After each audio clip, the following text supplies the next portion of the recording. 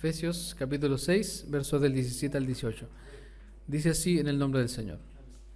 Dice, y tomad el yelmo de la salvación y la espada de él, que es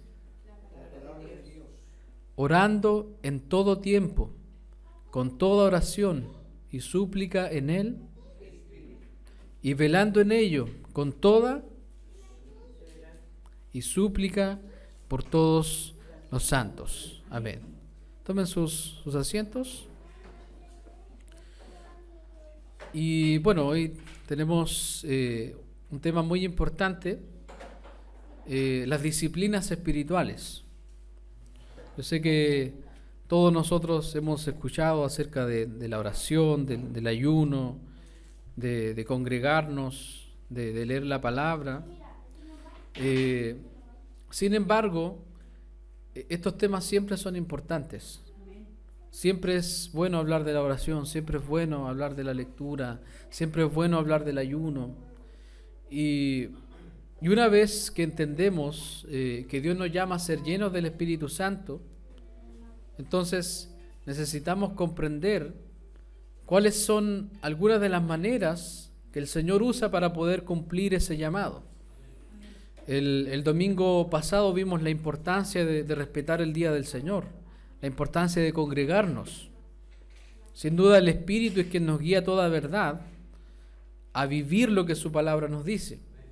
Y hoy haremos un repaso de lo que son las disciplinas espirituales. Y son espirituales porque son imposibles sin el Espíritu Santo. Un hombre y una mujer sin el Señor no se va a esforzar por estas cosas. Una persona que quizás ha perdido de vista el Evangelio, también pierde de vista estos asuntos tan importantes. Y alguien que quizás está recién comenzando, necesita saber qué hacer, necesita saber cómo vivir en el Señor. El autor Dallas Willard define a las disciplinas espirituales como el camino de Jesús, quien lo caminó antes y lo hace ahora delante de nosotros, invitándonos a seguirle en este caminar que nos lleva a la eternidad. Son las diferentes actividades que se practican a fin de que todo lo que hagamos gire en torno a la forma en que Él vivió para poder mantener una relación constante con el Padre. Es decir, las disciplinas espirituales son las disciplinas cristianas que nos llevan a caminar la vida que Cristo vivió. El Espíritu Santo vive en nosotros para llevarnos a ser como Cristo. Él nos impulsa a las Escrituras, a la oración, al ayuno. Y de eso es lo que vamos a hablar hoy día. Y el primer punto es la palabra de Dios, la espada del Espíritu. Así que le pido a mi hermano Javier que pueda leer Efesios capítulo 6, verso 17. ¿Qué nos dice ahí la Escritura, nuestro primer texto central?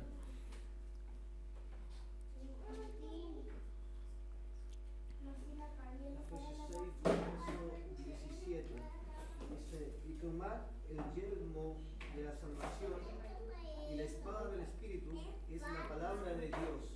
Amén. En nuestro texto central, la palabra de Dios se presenta como la única arma mortal en toda la armadura que Dios nos da para vivir la vida cristiana. Acuérdense que el contexto ahí está hablando de la armadura de Dios, es decir, qué es lo que Dios nos da para nosotros poder enfrentar nuestro día a día. Y esta espada es la espada que el Espíritu Santo inspiró. Si la palabra no está en nuestra vida, si no pasamos tiempo en la palabra de Dios, entonces estamos desarmados contra las mentiras que el mundo nos vende, contra las cosas que nos dice la sociedad, contra los comentarios que nos dicen por ahí, desarmados frente a cualquier problema, frente a cualquier situación. Pero debemos decir que desarrollar una disciplina espiritual en la palabra no solamente es ser un buen lector. Mateo 7:24 dice, cualquiera pues que me oye estas palabras y las hace, le compararé a un hombre prudente que edificó su casa sobre la roca. Podemos leer, podemos oír, podemos saber las palabras de Dios, pero lo que hace la diferencia a la palabra del Señor con cualquier otro libro es que de Él viene la vida a nuestro espíritu, nuestra alma. Aunque hay cosas que parecen difíciles de hacer, si somos del Señor, seremos movidos a hacer la voluntad de Dios, por muy complejo que parezca lo que Dios requiere de nosotros. Tenemos el ejemplo de nuestro hermano Mauricio, de nuestra hermana Maribel, que vienen de muy lejos, hasta acá, hasta congregarse hasta acá. Y menciono esto debido a que la palabra del Señor no es un libro más, sino que al leer las Escrituras, leemos en el Espíritu. Por lo tanto, es una lectura espiritual. Por lo tanto, si somos creyentes, nuestro trato a la Biblia es distinto debido a que ahora la leemos, pero bajo la guía del Espíritu Santo. Y a pesar de que muchas veces no entendemos todo lo que leemos, no hemos sido llamados a leer las Escrituras como intérpretes expertos, sino que así como un bebé recién nacido desea su leche, así también debemos desear la palabra de Dios. Estoy seguro que la gracia no tiene idea de los componentes que tiene la leche. Los bebés no tienen idea de eso. Pero esa leche le proporciona energía, nutrientes, lo necesario para vivir. Sabemos que la leche, cierto, materna se adecúa a lo que el bebé necesita.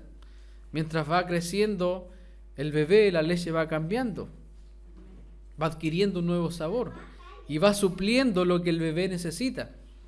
Quizás la primera vez que leíste Génesis no entendiste nada, pero quizás el segundo año, el tercer año, el cuarto, el quinto, el sexto, los años que lleves, fue adquiriendo un nuevo sabor. Fuiste viendo un poco más allá de lo que el Señor te estaba hablando. Entonces, no nos creamos ese mal comentario que hay por ahí. Pero hay que leer, pero hay que entender. Hermanos, no se trata de eso, que no todo lo vamos a entender. Lo importante es leer la Escritura con un corazón humilde, y si hay algo que no entienda, bueno, lo puede preguntar. Primera de Pedro 2:2 dice: desead como niños recién nacidos la leche espiritual no adulterada, para que por ella crezcáis para salvación. Entonces, pidámosle a Dios que nos dé un deseo por su palabra, así como un niño recién nacido, un hambre de la palabra de Dios, de meditar en ella, no solo leerla de forma mecánica, sino leerla. Y si no puedes leerla, escucharla, memorizarla. Hoy día, hermanos, hoy día tenemos tantos recursos para poder leer, para estar en las Escrituras. Como estamos siguiendo un plan de lectura anual, muchas veces en mi día no tengo el tiempo para sentarme a leer, pero mientras hago cosas, me pongo audífonos y estoy escuchando la Escritura. Cuando voy a visitar a alguien o cuando me muevo en el auto, puedo poner la Escritura ahí y voy escuchando la Escritura. He oído acerca de cristianos en China que han tenido que memorizar libros completos de la Biblia para poder mantener viva la palabra en medio de la persecución y carencia de Biblias. A las personas se les llega a conocer como Juan, Malaquías, Timoteo o ellos, según el libro que hayan memorizado. Estos a su vez enseñan Juan y Malaquías a otros para que la palabra continúe siendo conocida una vez que ellos se hayan ido. Debemos valorar, hermanos, la cantidad de Biblias que nosotros tenemos, la cantidad de versiones que nosotros tenemos.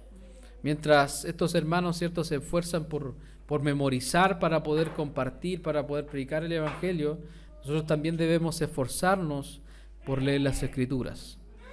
Y aquí quiero que vayamos a leer unos textos del Salmo 119. Salmo 119.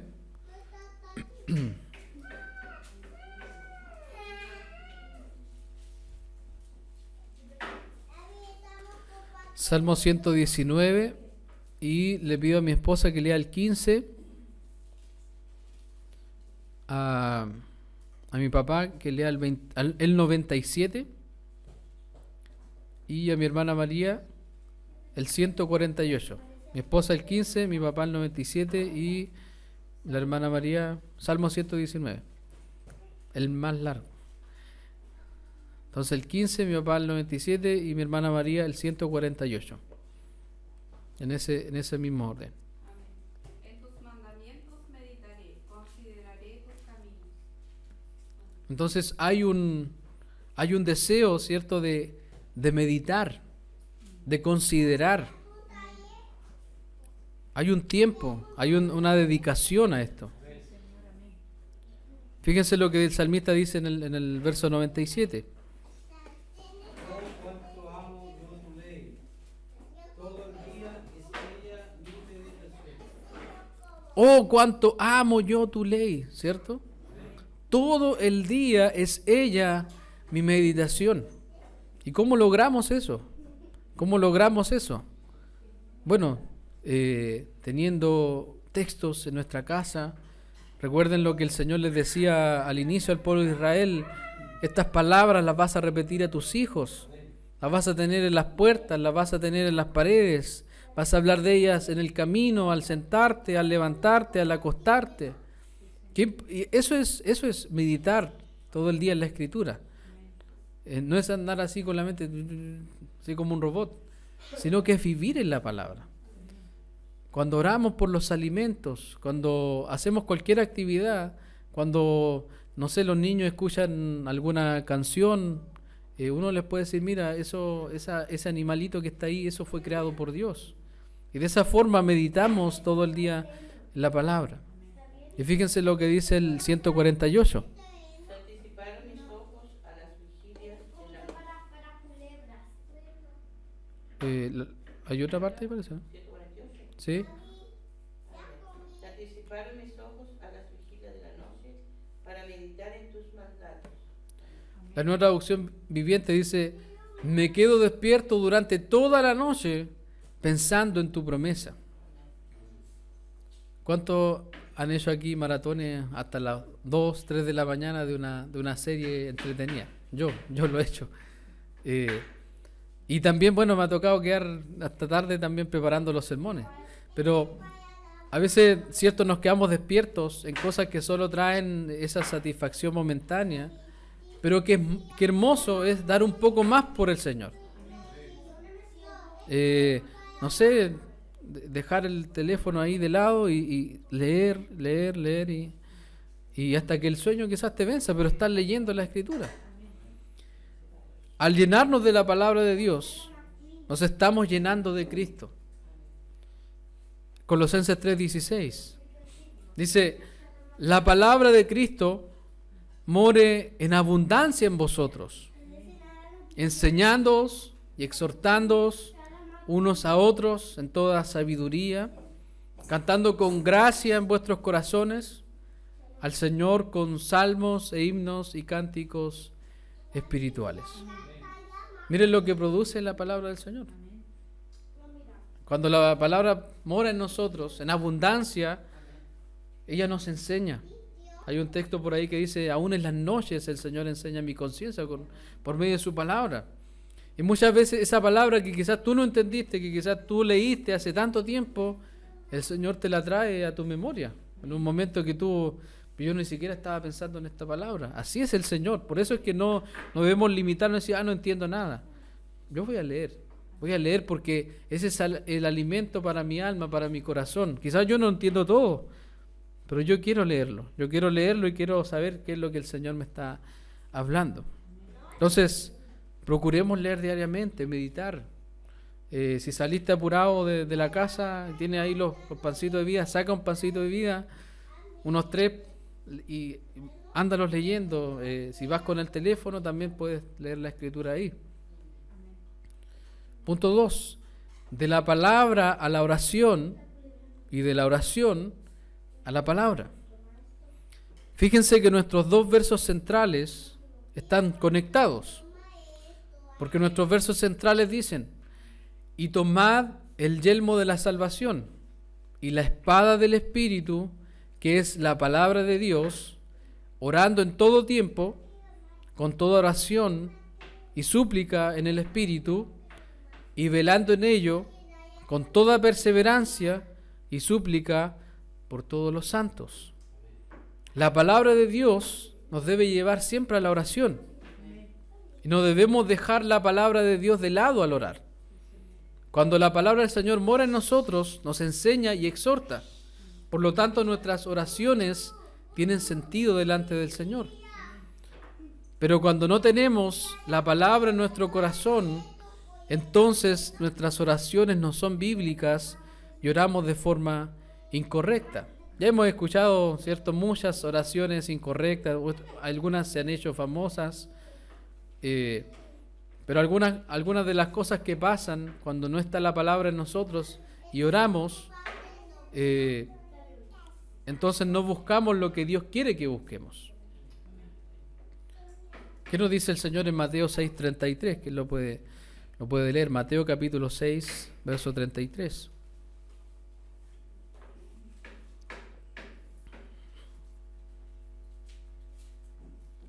Mateo 6:33. Mas buscad primeramente el reino de Dios y su justicia, y todas estas cosas os serán añadidas. Amén.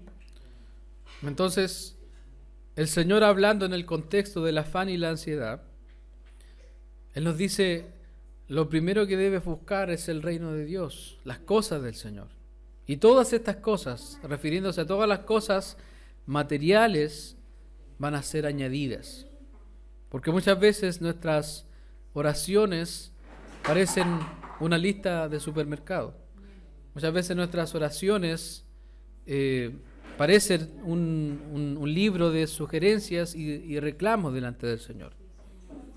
Y eso es lo que pasa también cuando no tenemos la palabra en nuestro corazón. No damos gracias, tenemos quejas. Primera de Tesalonicenses, capítulo 5, versos del 17 al 18, ¿qué nos dice?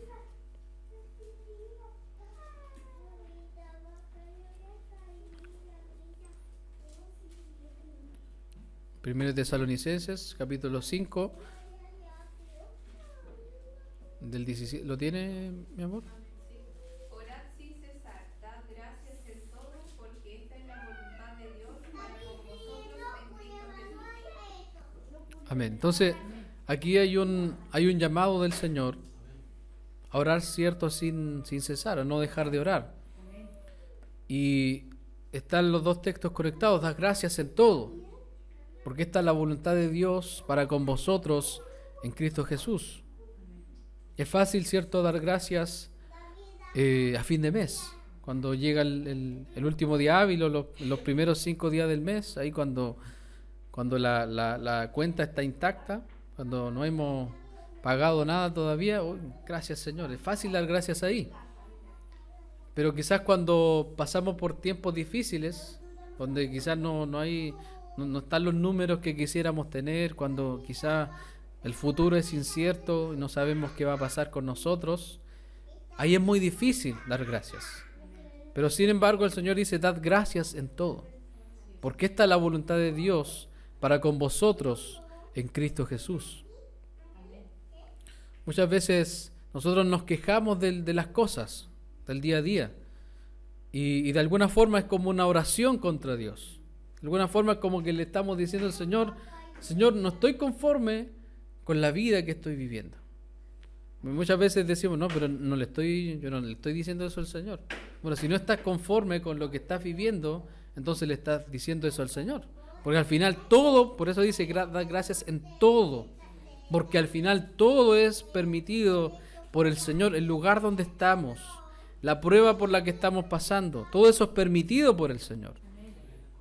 Y es en ese momento donde debemos ser agradecidos, a pesar de que muchas veces no entendemos, a pesar de que muchas veces no entendemos lo que el Señor está haciendo, pero el Señor está ahí trabajando con nosotros. Cuando la palabra no está en nosotros, nuestras oraciones son repetitivas y nuestra mente divaga.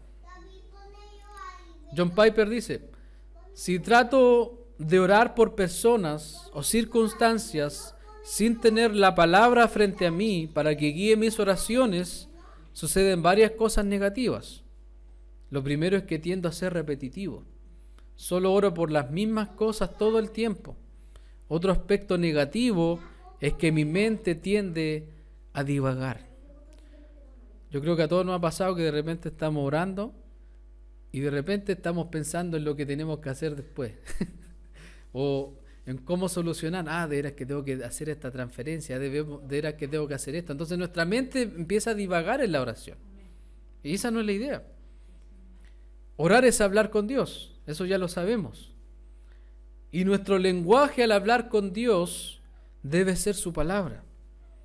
El libro Orando la Biblia es muy útil como una guía en esta disciplina de la oración.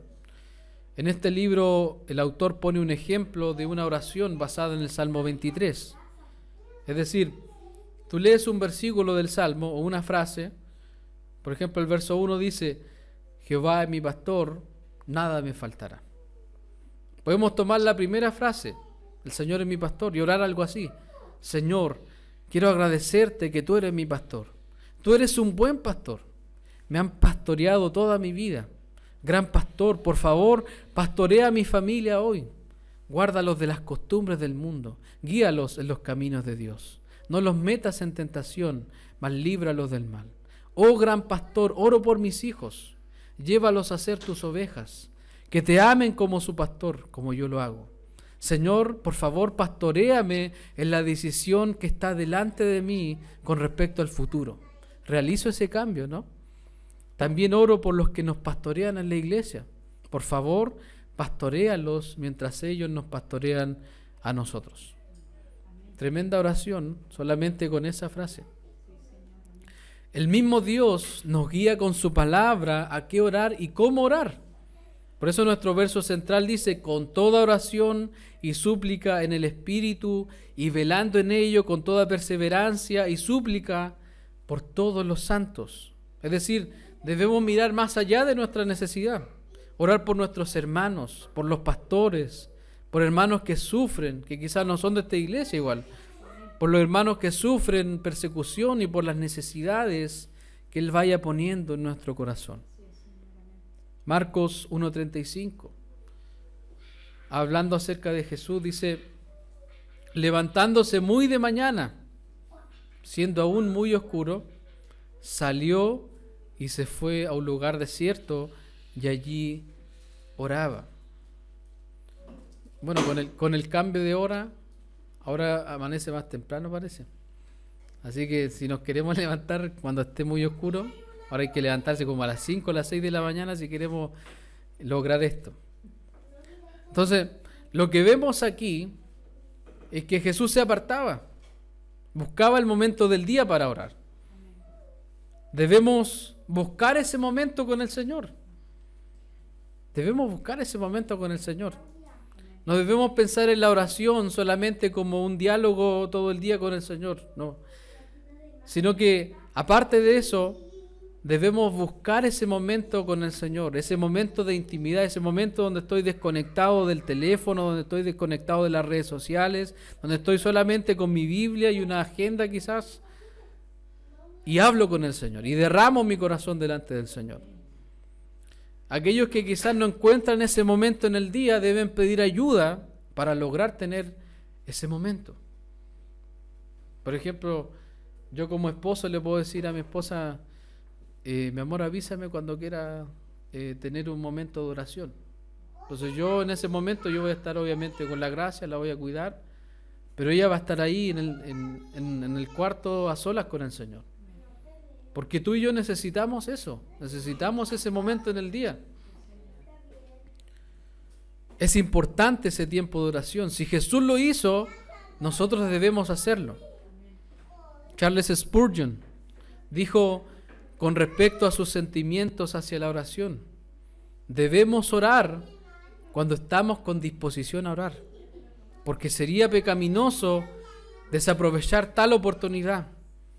Debemos orar cuando no tenemos tal disposición, porque sería peligroso permanecer en tal condición enfermiza. Es decir, hay que orar cuando tienes ganas y cuando no tienes ganas también. Cuando lo sientes y cuando no lo sientes.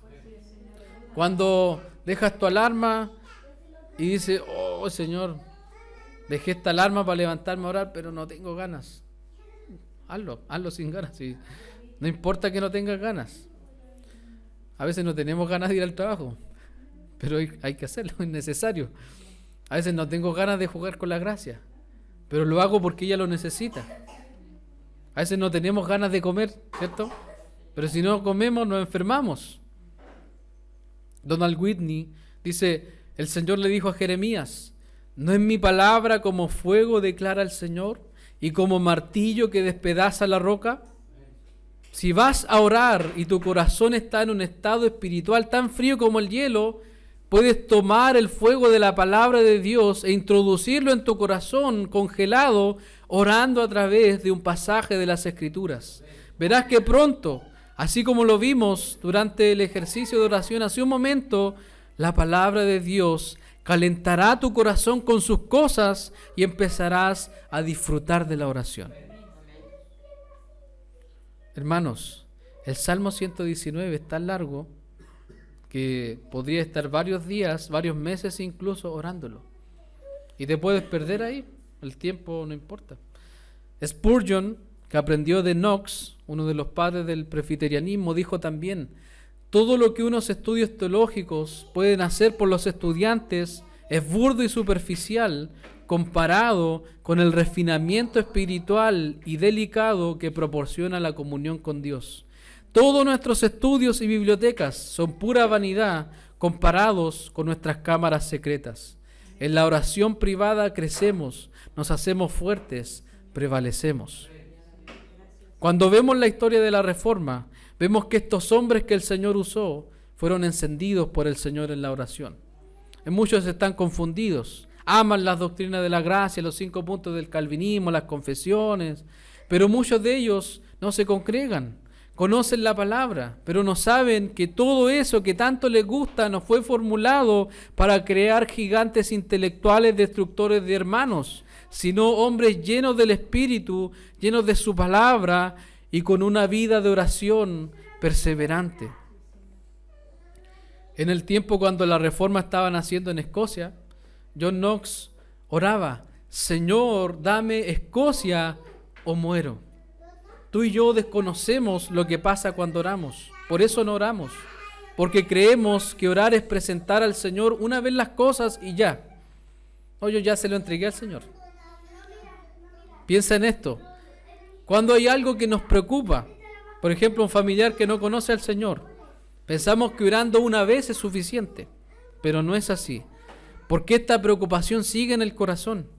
Y cada vez que la presentamos al Señor, Dios obra a nuestro favor. Así que si es necesario orar 1000 veces por la misma cosa, ora 1000 veces por la misma cosa. Porque 1000 veces tú sientes preocupación por esa cosa.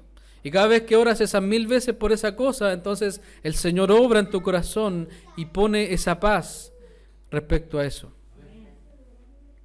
Lucas capítulo 11. Acompáñeme por favor a leer lo que el Señor dijo de la oración. Lucas capítulo 11, versos del 5 al 13. Y esta es una historia impresionante que el Señor nos deja como ejemplo de cómo debe ser nuestra actitud en la oración. Les dijo también, ¿quién de vosotros que tenga un amigo va a él a medianoche y le dice, amigo, préstame 3 panes, porque un amigo mío ha venido a mí de viaje y no tengo qué ponerle delante? Y aquel respondiendo desde adentro le dice, no me molestes, la puerta ya está cerrada y mis niños están conmigo en cama. No puedo levantarme y dártelos. Os digo que aunque no se levante a dárselos por ser su amigo, sin embargo por su importunidad se levantará y le dará todo lo que necesite. ¿Se dan cuenta? Jesús pone un ejemplo bien sencillo de cómo nosotros deberíamos orar. Y fíjense que este hombre, el amigo al que le fueron a pedir prestado, al que le fueron a pedir esos 3 panes, le dice, no me molestes. ya la puerta está cerrada y mis niños están conmigo en cama, ya luché con mi hijo, ya no te voy a estar abriendo la puerta porque más lo que me costó dejarlos durmiendo, así que no puedo levantármelos, no puedo levantarme para darte el pan. Pero este amigo se queda ahí insistiendo. El Señor no está diciendo que el Padre, cuando tú vayas a la oración, te va a decir, no me molestes. Porque muchas veces cuando no oramos, entonces le estamos diciendo al Señor que es molestoso entonces nuestra oración. Pero no es así. Sino que el Señor dice, y yo os digo, pedid y se os dará, buscad y hallaréis, llamad y se os abrirá. Porque todo aquel que pide recibe, y el que busca halla, y al que llama se le abrirá. ¿Qué padre de vosotros, si su hijo le pide pan, le dará una piedra? Es inconsistente, ¿cierto? Sería absurdo que el Davidcito te diga, papá, dame un pan con mantequilla, y le ponían mantequilla a la piedra. No tiene sentido. O si pescado, en lugar de pescado, le dará una serpiente. O si le pide un huevo, le dará un escorpión. Pues si vosotros siendo malos, si nosotros siendo malos, siendo pecadores, sabemos dar buenas dádivas a nuestros hijos, ¿cuánto más vuestro Padre Celestial dará el Espíritu Santo a los que se lo pidan? Hermanos, muchas veces nosotros flaqueamos en la oración porque no comprendemos lo que ocurre en la oración. Porque pensamos que la oración es como ya, yo voy a orar por la situación y la situación va a cambiar así. Pero no es así. Yo oro para ser un mejor esposo, pero después de esa oración salgo y quizás soy áspero con mi esposa. Pero yo voy a orar de nuevo por eso y orar por eso hasta que vea cambios en mi corazón. Porque la oración no tiene que ver con eso, con la instantaneidad. Este librito, que es uno de los más famosos después del Progreso del Peregrino, después de la Biblia, dice en la pregunta 116, voy a hacerle spoiler. ¿Por qué es necesaria la oración a los cristianos? Dice la pregunta 116. Porque es el punto principal de nuestro agradecimiento que Dios pide de nosotros. Y porque Él quiere dar su gracia y su Espíritu Santo solo a aquellos que se lo piden con oraciones ardientes y continuas, dándole gracias. Es decir, que cuando oramos nos estamos llenando, el Espíritu Santo nos está llenando de Él. Miren lo que decía la reina de Escocia, de John Knox. Tengo más miedo de las oraciones de John Knox que un ejército de 10.000 hombres. Isaías 53:12 nos dice que Cristo derramó su vida hasta la muerte y fue contado con los pecadores, habiendo Él llevado el pecado de muchos y orado por los transgresores. Esa oración de Cristo en la cruz, hermanos, es la que hoy nos tiene aquí. Las oraciones del Señor, cuando Él se apartaba a los lugares privados a orar, Él estaba orando por nosotros, sin duda alguna. Estaba orando por ti y por mí. Cristo en la cruz clamó diciendo en Mateo 27:46, Dios mío, ¿por qué me has desamparado? ¿Saben qué estaba orando Jesús ahí? El Salmo 22:1. Dios mío, ¿por qué me has desamparado? Dice el Salmo 22:1. Las últimas palabras de Cristo en la cruz fueron las del Salmo 31:5. Miren lo que dice el Salmo 31:5.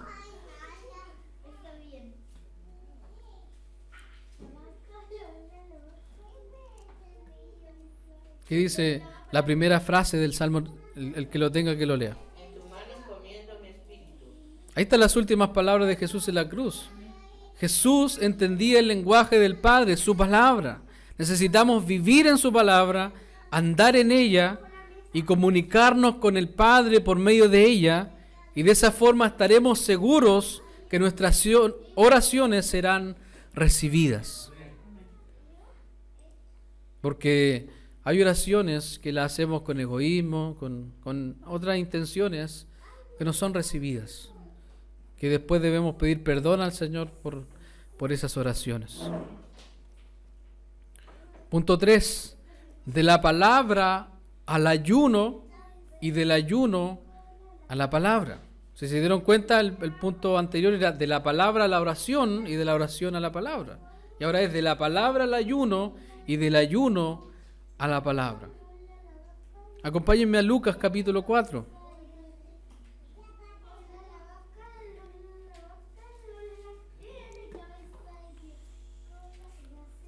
Cuando su hijo estén cantando la vaca Lola, ustedes les pueden preguntar, ¿y quién creó a la vaca Lola? Dios. Ahí tienen una pregunta y una respuesta fácil para el catecismo en casa. De eso se trata el catecismo, preguntas fáciles para que incluso los niños puedan comprender.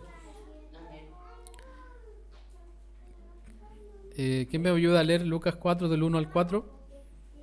Jesús, lleno del Espíritu Santo, subió del Jordán y fue llevado por el Espíritu al desierto por 40 días y era tentado por el diablo y no comió nada en aquellos días, pasados los cuales tuvo hambre. Entonces el diablo le dijo, si eres hijo de Dios, di a esta piedra que se convierta en pan. Jesús respondiéndole dijo, escrito está, no solo del pan vivirá el hombre, sino de toda palabra de Dios. Amén. Si ustedes se dan cuenta, esto también podemos conectarlo con nuestro texto central.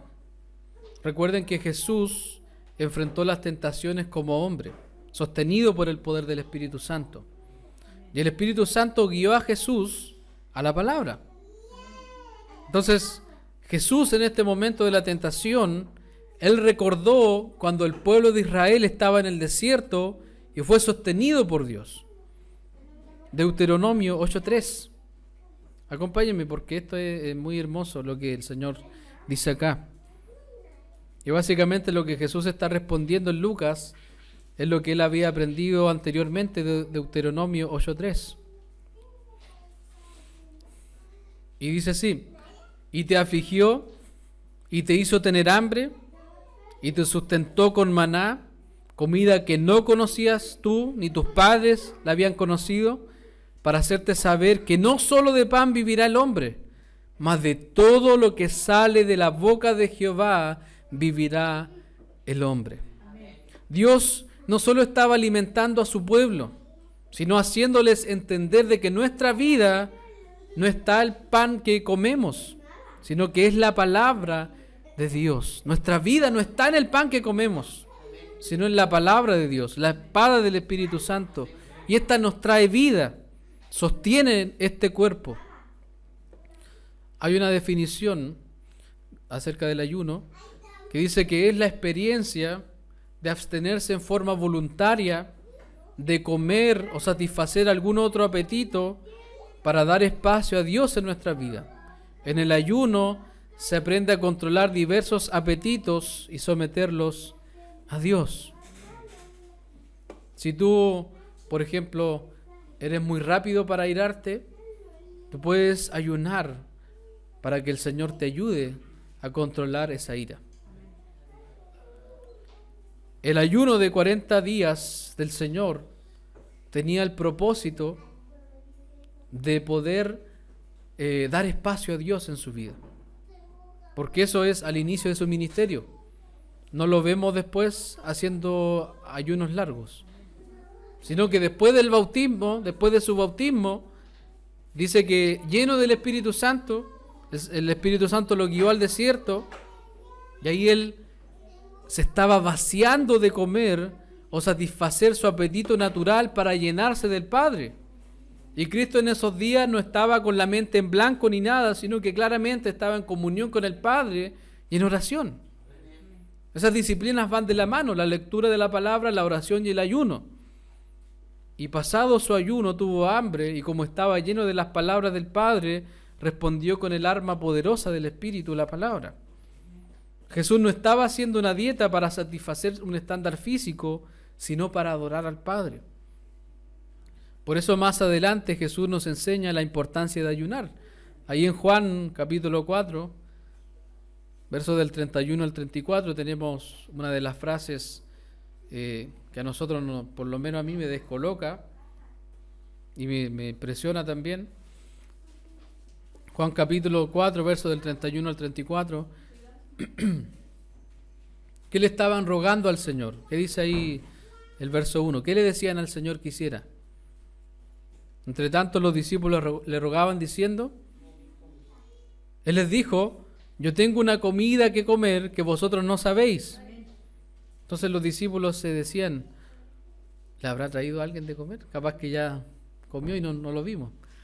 Jesús les dijo, mi comida es que haga la voluntad del que me envió y que acabe su obra.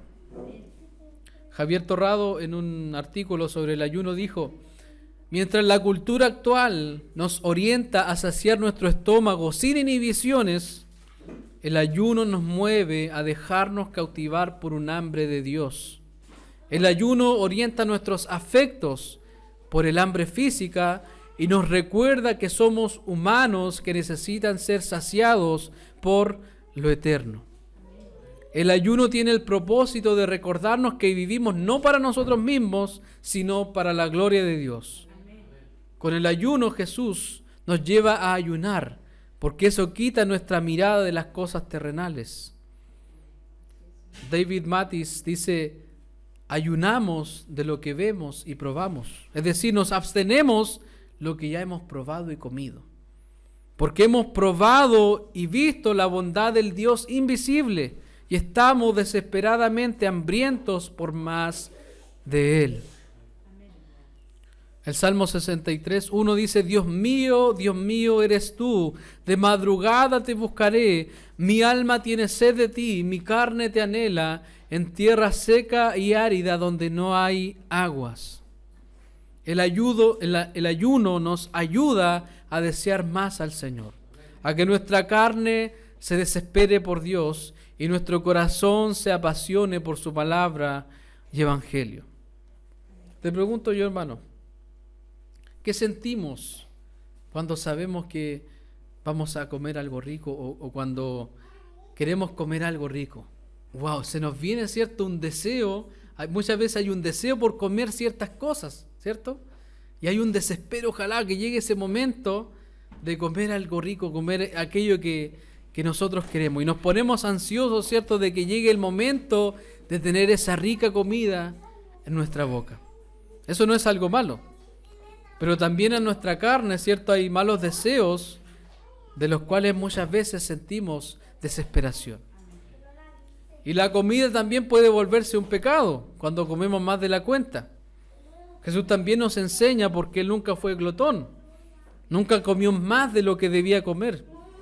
¿Se dan cuenta que a veces uno dice, si me como ese pedazo más, si como esta porción más, yo sé que voy a traer consecuencias a mi vida? Entonces, cuando tú tomas ese pedazo más que tú sabes que no tienes que comértelo, tú estás pecando contra el Señor, porque estás pecando de glotonería. Jesús nunca comió más de lo que debía comer. Aunque fue tentado a quizás comer más pescado, más pan del que debía comer, Él nunca pecó en ese sentido. Y ahora nosotros luchamos contra todos esos deseos y el ayuno y la oración nos ayudan por medio del Espíritu a mejorar nuestro dominio propio para decir no ante los deseos de la carne. Y no solamente hablamos de temas de inmoralidad, sino que hablamos de cuando estamos quizás en una discusión y viene un pensamiento en la carne que le vamos a tirar puras cosas malas a la persona con la que estamos discutiendo. Eso es un deseo de la carne. Y ese es un deseo rápido que muchas veces, cuando no tenemos el dominio propio necesario, lo tiramos y destruimos al otro y no nos importa nada. Juan Calvino hace una lista de 3 propósitos para el ayuno. Dominar y someter la carne a fin de que no se ponga demasiado libertina. Así que, hermano, si te ves que estás como medio libertino, que quizás tu lengua está un poco suelta, quizás te está irando más de la cuenta, quizás no le tienes ya paciencia a tu hijo, a tu esposo, a nadie, entonces es bueno ayunar y orar y estar en la Escritura. Segundo, estar mejor preparados para orar y meditar en las cosas santas. Tercero, dar evidencias de humillación al confesar nuestras faltas delante del Señor, porque de repente vas a ir al ayuno y va a ser con el sentido de quizás dejar un pecado, de quizás dejar una actitud. Hermanos, Jonathan Edwards, el gran predicador calvinista de la colonia de Nueva Inglaterra, declaró que el ayuno era un deber de todo aquel que profesaba ser cristiano. Debía practicar y hacerlo en forma frecuente. Hermanos, el ayuno es un momento importante, porque sí o sí debemos orar y estar en su palabra. Como se dan cuenta, el ayuno en el Espíritu produce hambre por la palabra de Dios, y es la palabra de Dios que sacia nuestro apetito espiritual. Salmo 42:2. Saben que con todo lo que estoy hablando me está dando un hambre, pero el Señor me sacia en esta hora. Mi alma tiene sed de Dios, del Dios vivo. ¿Cuándo vendré y me presentaré delante de Dios? Hermanos, si tú no sientes hambre por Dios, si tú no sientes sed por Dios, el ayuno es un buen ejercicio para que estés ahí y para que el Señor te dé una vez más esa sed y hambre que tú quieres. En el ayuno recordamos que la sed de nuestra alma solo puede ser saciada por Dios. Recordamos que solo lo que Cristo hizo por nosotros es suficiente para estar bien con el Padre y que su palabra es nuestra guía en todo tiempo. Recuerdo que mis últimos ayunos eran mirar el reloj para orar y entregar luego el ayuno. Sin embargo, cuando eso ocurre, es porque no es un ayuno bíblico. El ayuno no es autosufrimiento, no es ayuno para obtener esto. Tampoco la oración tiene ese fin, obtener cosas. Se puede, para que ustedes sepan, uno puede ayunar absteniéndose de todo alimento, incluyendo agua, y también se puede ayunar tomando agua o algún líquido, para que ustedes sepan. Hay algunas personas que tienen condiciones médicas que les impide ayunar de esa forma, ¿ya? Entonces, eso no los deja fuera de ayunar, porque ¿de qué forma pueden ayunar? Absteniéndose de ciertos alimentos que no son necesarios y que quizás no son saludables. O puedes ayunar con líquido por menos tiempo. Esa es una forma también de presentar un ayuno. Así que igual se puede ayunar comiendo una comida saludable, obviamente. Si no puedes presentar un ayuno sin alimento y sin agua, puedes también presentar un ayuno de esa forma.